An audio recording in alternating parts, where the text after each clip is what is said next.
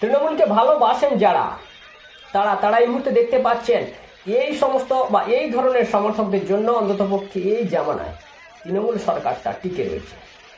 এই তৃণমূল সরকারের আসল রূপ, আসল প্রতিচ্ছবি, সরকারের কঙ্কালটুকু এখন সার, আর সেটুকুই ধরা পড়েছে। মদে মত্ত বাংলা, যেখানে তৃণমূলের ঝান্ডা বহনকারী তিনি এখানে স্বয়ং মদে মত্ত মমতা বন্দ্যোপাধ্যায়ের আমলে এই হচ্ছে মডেল, তৃণমূলী মডেল। এটা ডায়মন্ড হারবার মডেল নাকি বাংলা মডেল, নাকি এটা মদের শ্রী মমতাশ্রী প্রকল্প, আমি বুঝে উঠতে পারছি না। কিন্তু যেখানে চাকরি চুরি থেকে আরম্ভ করে একাধিক দুর্ঘটনা ঘটিয়েছে স্বয়ং রাজ্য সরকার, সেই মমতা বন্দ্যোপাধ্যায় তো এটুকুই দেখতে চান, এটুকুই দেখাতে চান রাজ্যবাসীকে। সারা ভারত দেখছে তৃণমূলের ঝান্ডা মদে মত্ত, তৃণমূলের ঝান্ডা বহনকারী মদে মত্ত আর এই ধরনের সমর্থকদের জন্যই তৃণমূল কংগ্রেসটা টিকে রয়েছে, তাই তো? নাহলে ভোটদানে বাধা দান, ভোট লুটপাট, শুধুমাত্র তার দ্বারাই কি তৃণমূল কংগ্রেস টিকে রয়েছে? তাহলে তো লোকসভা ভোটে তৃণমূল একটা সিটও একটা আসনও পেত না। বাংলাকে যেভাবে মদে মত্ত করে রেখেছে তৃণমূল সরকার, মমতা বন্দ্যোপাধ্যায় এটা একটা নিজস্ব উদ্যোগ বলা যেতে পারে। মমতা বন্দ্যোপাধ্যায়ের আমলে এই রাজ্যে বেশি পরিমাণ বা বেশি সংখ্যক অনেক বৃদ্ধি পেয়েছে বার কাম রেস্টুরেন্ট এবং মদের দোকান। দিদি তো লাইসেন্স দেন, হাত খোলা লাইসেন্স দেন, যে যত খুশি মদ দোকান এখানে তৈরি করতে পারো, সরকার তার জন্য প্রস্তুত। কারণ বিপুল পরিমাণ হাজার হাজার কোটি টাকা তো মদ থেকে ইনকাম হয়। তাতে তৃণমূলের ঝান্ডা যদি মদে মত্ত হয়ে পড়ে, তাতে তৃণমূল কংগ্রেসের কোনো মান সম্মান যাবে না। তো আমি এক্ষেত্রে তমলুকের যিনি বিজেপি প্রার্থী এবং সদ্য প্রাক্তন বিচারপতি অভিজিৎ গঙ্গোপাধ্যায়ের দৃষ্টি আকর্ষণ করতে চাই।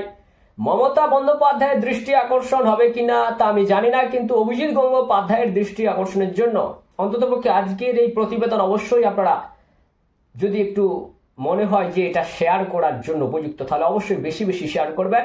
এবং সদ্য প্রাক্তন বিচারপতি বর্তমান বিজেপি প্রার্থী অভিজিৎ গঙ্গোপাধ্যায়ের দৃষ্টি আকর্ষণ করতে চাই, কারণ খুব ভালো লেগেছিল যখন অভিজিৎ গঙ্গোপাধ্যায় তিনি রাজনীতিতে এসে তার সুর চড়িয়েছিলেন যে পাড়ায় পাড়ায় যে মদের ঠেক সেগুলোকে বন্ধ করা হবে যদি বিজেপি ক্ষমতায় আসে। অবশ্যই আমরা পশ্চিমবঙ্গ টিভি মারফত কোটি কোটি জনতার পক্ষ থেকে আমরাও সেই দাবিটা রাখলাম যে যদি ভবিষ্যতে এই রাজ্যে পরিবর্তনের পাল্টা পরিবর্তন স্বরূপ তৃণমূলকে যদি কোনো রাজনৈতিক দল উৎখাত করে ছুঁড়ে ফেলে দিতে পারে, তাহলে অবশ্যই এই রাজ্য থেকে যেন মদ দোকানগুলোকে বন্ধ করে দেওয়া হয়, যেন মদে মত্ত বাংলাকে তার আগের রূপ ফিরিয়ে দেওয়া যায়। বাংলার কালচার এই মদে মত্ত নয়, মদ মুক্ত হবে, মাদক মুক্ত বাংলা আমরা দেখতে চাই। কারণ বাংলা তলিয়ে যাচ্ছে, অধঃপতনে যাচ্ছে। এই ধরনের মানুষরা যারা প্রকাশ্যে পাবলিক প্লেসে এইভাবে ঘুরে বেড়াচ্ছেন সরকারি ঝান্ডা নিয়ে, তো তাদের বাড়ির ছেলেমেয়েরা কি শিক্ষা নেবে?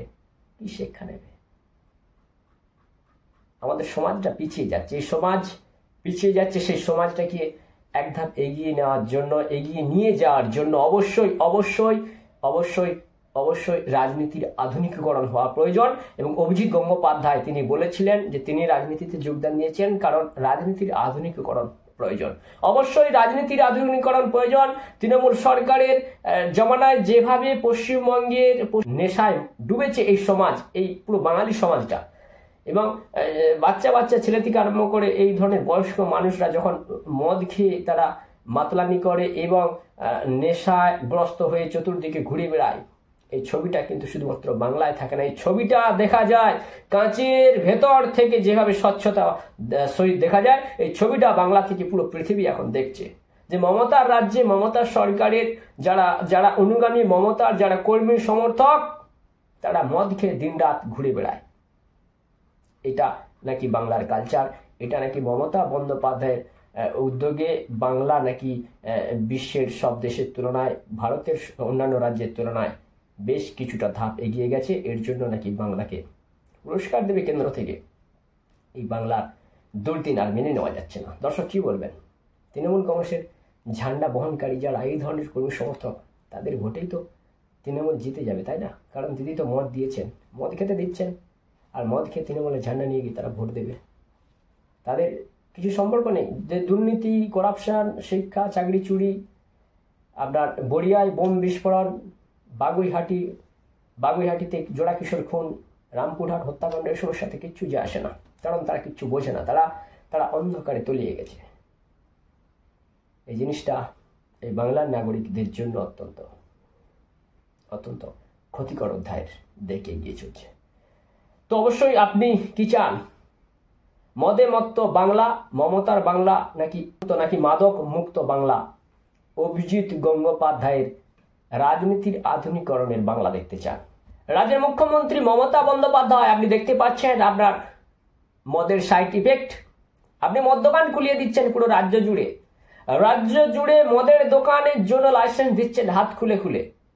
বাচ্চা বুড়ো সবাই মদে মত্ত, নেশার ঘোরে তারা আপনার দলের ঝান্ডা নিয়ে ঘুরে আপনাকে ভোট দেয়। তাদের ঘরের গৃহবধূদের আপনি 500,000 টাকা তাদের কি মাসিক ভাতা দিচ্ছেন, কিন্তু তারা চাকরি পাচ্ছে না, তাদের কর্মসংস্থান হচ্ছে না, তারা আপনার ঝান্ডা নিয়ে ঘুরছে। আর এটাই আপনি চান? আপনি শুধু এটুকুই চান যে মদ খেয়ে দিনরাত শুধুমাত্র তৃণমূলের জয়গান করবে। কিন্তু মদ খেয়ে যে সর্বনাশটা হচ্ছে এই রাজ্যবাসীর, মদ খেয়ে মদ্যপান করে যে সর্বনাশটা হচ্ছে, তার দায়ভার তো আপনাকে নিতে হবে এক সময়। আপনি কলঙ্কিত হবেন। আপনি বর্তমানে যে কন্ডিশনে রয়েছেন, আপনার জনপ্রিয়তা যেটুকুই থাক, 1000 গুণ বেশি কলঙ্কিত হবেন যখন এক সময় পশ্চিমবঙ্গটাকে যদি মদ মুক্ত করে দেওয়া হয়, মাদক মুক্ত করে দেওয়া হয়, তখন সবাই মানুষের মতো মানুষে উঠবে। এইভাবে মদ খেয়ে তারা রাস্তায় ঘোরাফেরা করবে না। পরনে একটা বস্ত্র পর্যন্ত ঠিক করে নেই, পেটে খাবার জুটছে কিনা সেটাও আমি জানি না। আপনার সমর্থক ঝান্ডা নিয়ে ঘুরছে মদ খেয়ে। এটা লজ্জা লাগে না? আপনাদের ঝান্ডা মদ্যপান অবস্থায় আপনাদের